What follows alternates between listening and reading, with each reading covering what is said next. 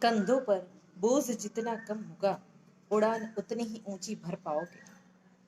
मैं हूं पार्वती शाह, आपकी मोटिवेशनल मित्र। आपके लिए लाई हूं एक मोटिवेशनल स्टोरी। एक बार एक संत के यहाँ पे उसके दो शिष्य झगड़ा कर रहे थे, बहस कर रहे थे। एक शिष्य कह रहा था कि यदि हम इस जीवन में आए हैं तो हमारा कर्तव्य बनता है कि हम इसे खा पी के सुखी स्वस्थ जिएं, जो भी हमें मिलता है उसमें हर्षो आनंद उल्लास करें।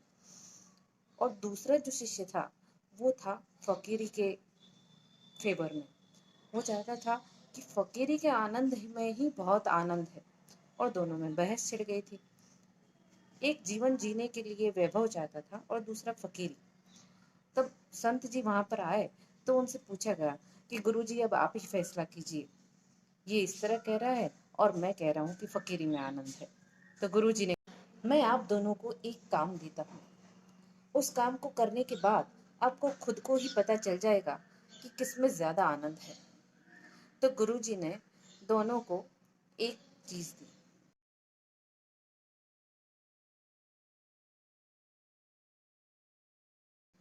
पहला जो कह रहा था कि वैभव विलास और जीवन का आनंद लेना चाहिए, उसे ये कहा कि ये खाली थैला दिया और कहा इस खाली थैले में तुम्हें रास्ते में जो भी चीजें मिलती जाए, जो तुम्हें लगे कि कीमती है, वह तुम उस खाली थैले में भरते जाना, और इस तरह इस मंजिल तक तुम्हें पहुंचना है।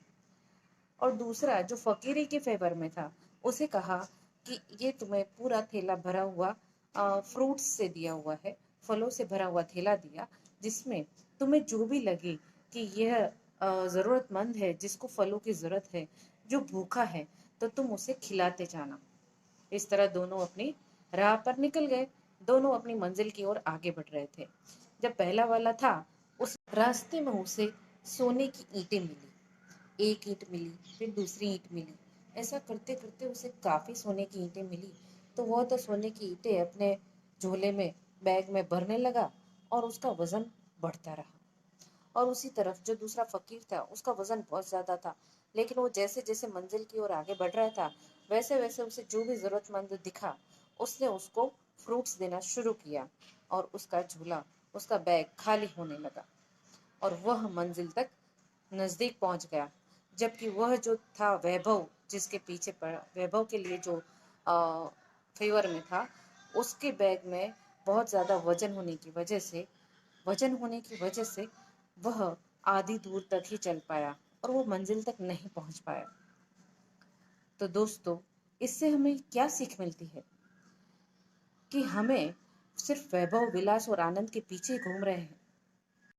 इससे हमें यह सीख मिलती है, आपको, मुझे और हम सबको, कि हमारा ध्यान ये छोटी छोटी ईंटों को कलेक्ट करने में ही रहता है।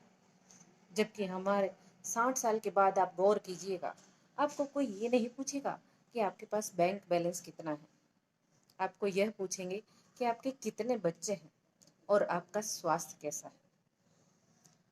इसीलिए हम इन सब दूसरी चीजों पर ध्यान देते हुए, जो हमारी मेन असली पूंजी है, हमारा स्वास्थ्य और हमारे बच्चे, उन पर हम ध्यान नहीं दे पाते, और इसी की वजह से हम परेशान रहते हैं।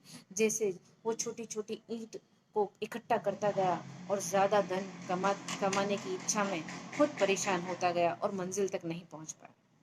इसलिए आपको ये तय करना है कि आपको मंजिल किस तरह पानी है, फ्री होकर या बोझ लाद कर।